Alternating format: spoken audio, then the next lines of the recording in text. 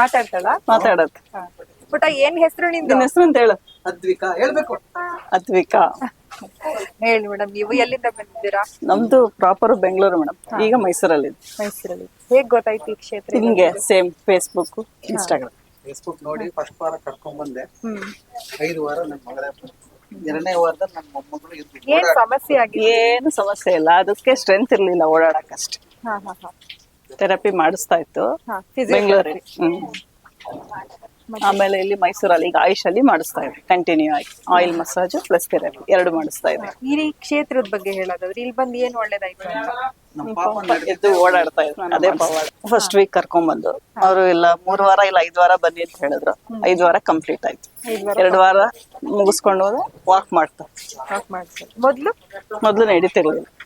ಏನ್ ಹೇಳ್ತೀರಾ ದೇವಿ ಮಹಿಮೆ ಬಗ್ಗೆ? ನಂಬಿಕೆ.